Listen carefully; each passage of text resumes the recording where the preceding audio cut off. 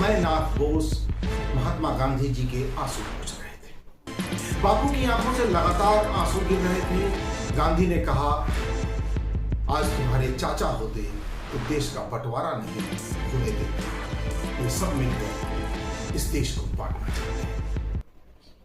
नमस्कार, असित नाथ तिवारी नाम है मेरा और आप देख रहे हैं ANT व्यूज। आज बात करेंगे कि क्या सुभाष चंद्र बोस जिंदा होते तो देश का पहला प्रधानमंत्री वही बनते।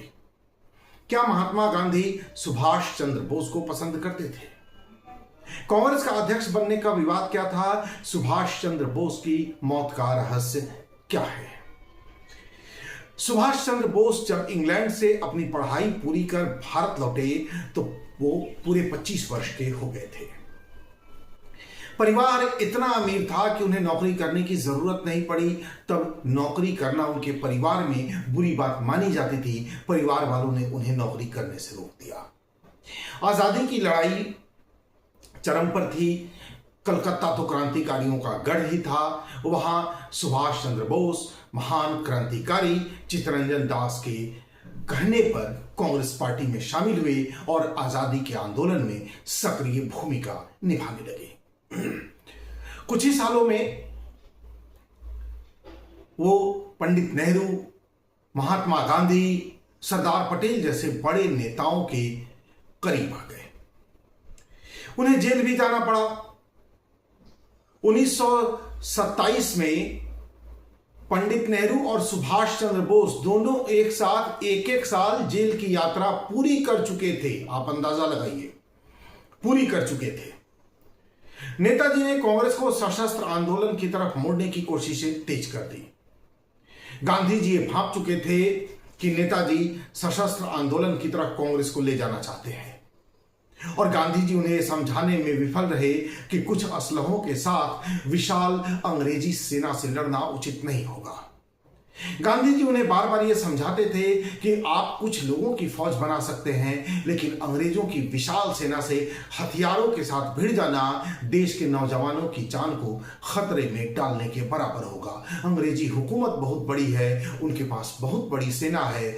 हम और आप मिलकर उतनी बड़ी सेना नहीं खड़ी कर सकते, उतने हथियार गोला बारूद नहीं ला सकते। इसलिए इस तरह का मुकाबला अपने देश के लोगों की जिंदगी को खतरे में डालने के बराबर होगा। बहुत हद तक कुछ दिनों तक नेताजी गांधी जी की इस बात से सहमत भी हो गए, लेकिन सविनय अवज्ञा आंदोलन और असहयोग आंदोलन जैसा फॉर्मेट नेताजी को पसंद नहीं था। कांग्रेस में नरम दल और गरम दल बन चुके थे। इन लोगों के बीच तब तक 1927 के बाद की हम बात कर रहे हैं, तब तक नरम दल और गरम दल लोगों के बीच वैचारिक मतभेद भी कई किस्म के आ गए थे। हालांकि अंग्रेजों के साथ लड़ाई के मामले में ये सारे लोग एकजुट थे, लेकिन नरम दल और गरम दल के बीच बढ़ती खाई को देखते हुए 1934 में महात्मा गांधी ने कांग्रेस से इस्तीफा दे दिया। वो कांग्रेस का प्राथमिक सदस्य भी नहीं रहे। 1934 में ही उन्होंने इस्तीफा दे दिया। इस्तीफे की खबर देश में आग की तरह फैल गई और जगह जगह लोग अनशन करने लगे, भूख हड़तालों पर बैठने लगे, कांग्रेस से अपना नाता तोड़ने लगे, आजादी की लड़ाई से अपना नाता तोड़ने लगे। गांधी जी को तमाम सूचनाएं मिल रही थी। इसी बीच एक सूचना आई कि दक्षिण भारत में भूख हड़ताल पर गए एक व्यक्ति की जिंदगी खतरे में चली गई है और कुछ ही देर बाद यह अफवाह फैल गई कि गांधी जी के इस्तीफे से नाराज भूख हड़ताल पर बैठे एक व्यक्ति की भूख से मौत हो गई है। इन तमाम खबरों ने गांधी जी को बुरी तरह से झकझोर दिया, कांग्रेस को भी अंदर से पूरी तरह से झकझोर दिया। गांधी जी ने ऐलान किया कि वो कांग्रेस के किसी पद पर भले ना रहे, लेकिन वो कांग्रेस के साथ रहेंगे, कांग्रेस के हर फैसले का सम्मान करेंगे, कांग्रेस के हर बैठक में जरूर शामिल होंगे। उनके इस ऐलान के बाद भी बात नहीं बनी। जगह जगह लोग अनशन पर बैठने लगे, भूख हड़तालें करने लगे। अंत में पंडित नेहरू, नेताजी सुभाष चंद्र बोस और सरदार पटेल को सार्वजनिक बयान देना पड़ा कि कांग्रेस अपने सभी महत्वपूर्ण फैसले गांधी जी से पूछकर लेगी। इन तीनों के इस ऐलान के बाद चौतरफा शांति छा गई। आजादी की लड़ाई फिर जोर पकड़ने लगी, कांग्रेस फिर मजबूत होने लगी। इसके बाद 1936 में कांग्रेस का अधिवेशन हुआ लखनऊ में। इस अधिवेशन में यह तय करना था कि कांग्रेस का अध्यक्ष फिर किसे बनाया जाए। गांधी जी से जब मशवरा लिया गया तो गांधी जी ने इसके लिए पंडित नेहरू का नाम आगे किया। पंडित नेहरू अध्यक्ष तो बन गए, लेकिन कुछ ही दिनों बाद सरदार पटेल से उनके मतभेद होने लगे। ये मतभेद इतने गहरे हो गए कि एक बार तो सरदार पटेल ने महात्मा गांधी जी से मिलकर कांग्रेस छोड़ने की मंशा जाहिर कर दी। हालांकि बाद में महात्मा गांधी के समझाने पर वो मान गए, लेकिन खाई बढ़ती गई। नेहरू और पटेल के बीच अनबन शुरू हो गई। शीर्ष नेतृत्व में अनबन का असर आजादी के आंदोलन पर भी पड़ा, कांग्रेस के मूवमेंट पर भी पड़ा। सारा विवाद गांधी जी के सामने था। इसके ठीक बाद जब 1937 में कांग्रेस का अध्यक्ष बनाने की बारी आई तो बीच का रास्ता निकालते हुए महात्मा गांधी ने इसके लिए सुभाष चंद्र बोस का नाम आगे किया। सुभाष चंद्र बोस तब कांग्रेस का अध्यक्ष बन भी गए, लेकिन सरदार पटेल इससे भी नाराज हुए। सरदार पटेल दरअसल चाहते थे कि उन्हें अध्यक्ष बनाया जाए, लेकिन गांधी जी जानते थे कि सरदार पटेल को अभी अध्यक्ष बनाने से नेहरू और सरदार पटेल के बीच की जो खाई है वो और चौड़ी होगी। नेहरू निराश होंगे या नेहरू नाराज होंगे तो इसका असर आंदोलन पर भी पड़ेगा। और वो दूसरी बात ये समझते थे कि इससे कांग्रेस में गुटबाजी बढ़ेगी। कांग्रेस का एक खेमा नेहरू खेमा हो जाएगा, दूसरा खेमा सरदार पटेल का खेमा हो जाएगा। वो कांग्रेस में किसी तरह की खेमेबाजी नहीं चाहते थे, इसलिए उन्होंने नेताजी सुभाष चंद्र बोस का नाम आगे कर दिया।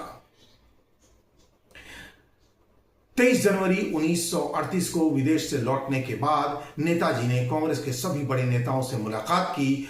19 और 22 जनवरी 19 और 22 फरवरी 1938 को गुजरात के सूरत में हुए कांग्रेस के राष्ट्रीय अधिवेशन की अध्यक्षता भी नेताजी सुभाष चंद्र बोस ने की। लेकिन 1939 आते आते नेताजी के कांग्रेस के दूसरे तमाम बड़े नेताओं से मनमुटाव बढ़ता गया। 1936 में और 1938 में कांग्रेस का अध्यक्ष बनते बनते रह गए। सरदार पटेल के साथ साथ पंडित नेहरू और महात्मा गांधी से भी वो दूर होते गए। दरअसल 1938 में वो बंगाल में कृषक प्रजा पार्टी के साथ मिलकर सरकार बनाना चाहते थे, लेकिन गांधी समेत कांग्रेस के तब के कई बड़े नेता ऐसी किसी भी सरकार के खिलाफ थे जिसका नियंत्रण अंग्रेजी सरकार के हाथ में हो। 1939 में सुभाष चंद्र बोस फिर अध्यक्ष होना चाहते थे, लेकिन तब सरदार पटेल भी बड़े दावेदार थे। वो किसी भी सूरत में मानने को तैयार नहीं थे। कांग्रेस में टूट का खतरा स्पष्ट दिखने लगा। गांधी जी ने नेताजी को रोकने की कोशिशें की, लेकिन वो नहीं माने। बीच का रास्ता निकालने के लिए गांधी जी ने पट्टाभी सीतारमैया का नाम आगे किया। वो दक्षिण भारत के थे। उत्तर भारत के बहुत कम लोग पट्टाभी सीतारमैया को जानते थे। कांग्रेस में भी उन्हें बहुत कम लोग जानते थे।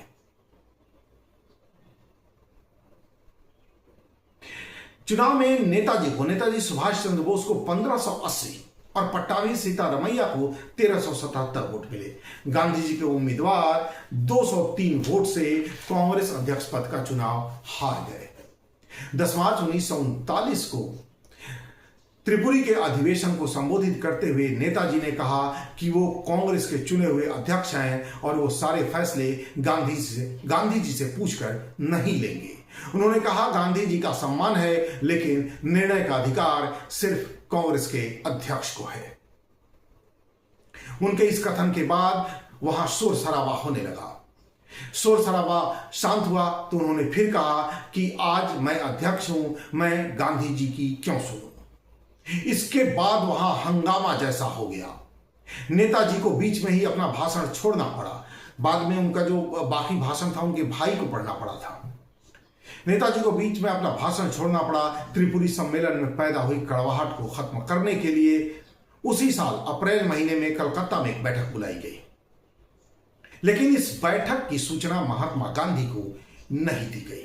इस बात से पंडित नेहरू, सरदार पटेल समेत कांग्रेस के तब के कई दिग्गज नेता बेहद नाराज हो गए और बैठक के दौरान ही कांग्रेस की तब की राष्ट्रीय कार्य समिति ने नेताजी सुभाष चंद्र बोस के नेतृत्व में काम करने से इनकार कर दिया। नेताजी सुभाष चंद्र बोस कांग्रेस में अलग थलग पड़ गए। वो बिल्कुल अकेले हो गए। सिर्फ नरम दल ही नहीं, गरम दल के तमाम नेताओं ने तब नेताजी से दूरी बना दी। अंततः 29 अप्रैल 1939 को नेताजी ने कांग्रेस से अपना नाता तोड़ लिया। इस्तीफे के 2 दिनों बाद वो महात्मा गांधी से मिलने गए। उन्होंने महात्मा गांधी से मुलाकात भी की और मुलाकात के बाद वो रूंधे गले बाहर आए थे, आंखें नम थी। 3 मई 1939 को उन्होंने अपनी अलग पार्टी बनाई, नाम रखा फॉरवर्ड ब्लॉक। 2 जुलाई 1940 को नेताजी गिरफ्तार कर लिए गए। अंग्रेजी हुकूमत ने उन्हें गिरफ्तार किया। इसके बाद नवंबर महीने में कलकत्ता के प्रेसिडेंसी जेल में नेताजी के नाम एक चिट्ठी आई। यह चिट्ठी भेजी थी महात्मा गांधी ने और इस चिट्ठी पहुंचने के कुछ ही दिन बाद 29 नवंबर को नेताजी ने जेल में भूख हड़ताल शुरू कर दी। उनकी तबीयत बिगड़ने लगी। उनकी तबीयत इतनी ज्यादा बिगड़ गई कि मौत का खतरा दिखने लगा। अंग्रेजी हुकूमत को डर सताने लगा कि अगर सुभाष चंद्र बोस जेल में मर गए तो अंग्रेजी हुकूमत पर यह आरोप लगेगा कि जेल में यात्रा देकर उन्होंने नेताजी की हत्या कर दी और फिर बंगाल संभालना मुश्किल हो जाएगा। तब के गवर्नर ने उन्हें तत्काल रिहा करने का आदेश दिया और रिहाई के बाद नेताजी कलकत्ता स्थित अपने घर में रहने लगे। 5 दिसंबर को, यह तारीख थी 5 दिसंबर, जिस दिन उन्हें रिहा किया गया और वो अपने घर में रहने लगे। 16-17 फरवरी की रात एक बड़ी घटना हुई। 16-17 फरवरी की रात उनके भतीजे एक जर्मन, तब की जर्मन मेड गाड़ी उनके घर पर लेकर पहुंचे। ये वंडरर कार थी और फिर उस गाड़ी में एक मौलाना सवार हुए। ये मौलाना कोई और नहीं, नेताजी सुभाष चंद्र बोस थे, जिन्होंने अपना वेश बदला था क्योंकि तब अंग्रेजी हुकूमत ने उनके पीछे जासूस छोड़ रखे थे। 14 जासूस उनके घर के इर्द गिर्द रखे गए थे जो वहां आने जाने वाले लोगों पर निगाह रखते थे। ये वंडरर कार अगले दिन ही धनबाद पहुंच गई और धनबाद में दिन में आराम करने के बाद रात को नेताजी घने जंगलों के बीच स्थित गोमो रेलवे स्टेशन पहुंचे। गोमो रेलवे स्टेशन से नेताजी दिल्ली की ट्रेन पर सवार हो गए। दिल्ली से पेशावर, पेशावर से काबुल होते हुए वो समरकंद के रास्ते मॉस्को गए और वहां से जर्मनी पहुंचे। जर्मनी में तब हिटलर का शासन था। उन्होंने हिटलर से भारत की आजादी की लड़ाई में मदद मांगी। हिटलर ने सीधा सहयोग करने से तो इनकार कर दिया, लेकिन जापान से मदद का भरोसा दिलवाकर नेताजी के जापान जाने का इंतजाम कर दिया। उसने पनडुब्बी, जर्मन की पनडुब्बी U-180 पर नेताजी को सवार कराया। नेताजी जर्मन पनडुब्बी से मेडागास्कर पहुंचे, वहां फिर जापान की पनडुब्बी में सवार हुए। जापान से वो सिंगापुर गए और वहां आजाद हिंद फौज बनाने वाले रास बिहारी बोस से मदद मांगी। रास बिहारी बोस जैसे नेताजी सुभाष चंद्र बोस का इंतजार ही कर रहे थे। 4 जुलाई 1943 को सिंगापुर के कैथे भवन में नेताजी ने आजाद हिंद फौज की कमान संभाली। उस समय वहां 12,000 सैनिक मौजूद थे। दूसरा विश्व युद्ध परवान पर था और 23 मार्च 1942 को दक्षिणी अंडमान पर जापान की सेना ने कब्जा कर लिया। अंग्रेजी हुकूमत से उसे छीन लिया जापान की सेना ने। 19 दिसंबर 1943 को जापान ने यह द्वीप आजाद हिंद फौज को सौंप दिया और 19 दिसंबर 1943 को जापानी सेना के विमान से पोर्ट ब्लेयर एयरपोर्ट पर आजाद हिंद राष्ट्र के प्रमुख सुभाष चंद्र बोस अपने secretary with minister Anand Mohan सहाय के साथ उतरे और वहां सत्ता की कमान संभाल ली। 30 दिसंबर 1943 को नेताजी ने पोर्ट ब्लेयर के जिमखाना ग्राउंड में अपना झंडा फहराया। यह भारत की पहली जगह थी जो अंग्रेजों से खाली करवाई जा चुकी थी और जहां भारत के किसी स्वतंत्रता सेनानी ने अपना झंडा फहराया था। 1945 आते आते जापान टूट गया। विश्व युद्ध की वजह से उसकी कमर टूट गई। वो युद्ध हार कर तबाह हो चुका था। अंग्रेजी हुकूमत स्वतंत्रता सेनानियों पर कहर बरपा रही थी। नेताजी को यह सूचना मिली कि अंग्रेजी सरकार उनकी हत्या की योजना पर काम कर रही है। उन्होंने रूस से मदद मांगने का मन बनाया। 18 अगस्त 1945 को वो मंचूरिया के लिए रवाना हुए। 5 दिन बाद 23 अगस्त 1945 को टोक्यो रेडियो ने पूरी दुनिया को यह सूचना दी कि K-21 bomber plane Taihoku airport के पास क्रैश हो गया है। इस विमान में सवार अंडमान के प्रधानमंत्री सुभाष चंद्र बोस बुरी तरह से झुलस गए थे और अस्पताल में इलाज के दौरान उनका निधन हो गया है। यह सूचना दी थी तब रेडियो ने, टोक्यो रेडियो ने। इस सूचना के बाद भारत में खलबली मच गई। उस प्लेन क्रैश की जांच दुनिया के अलग अलग देशों की 10 कमेटियों ने किया। इन 10 कमेटियों में से 9 कमेटियों ने यह माना कि प्लेन क्रैश हुआ था, उसमें नेताजी सुभाष चंद्र बोस सवार थे, वो झुलस गए थे और इलाज के दौरान उनकी मौत हुई थी। सिर्फ एक कमेटी ने उस पूरे हादसे को ही संदिग्ध माना। उस एक कमेटी ने माना कि प्लेन क्रैश तो हुआ ही नहीं था।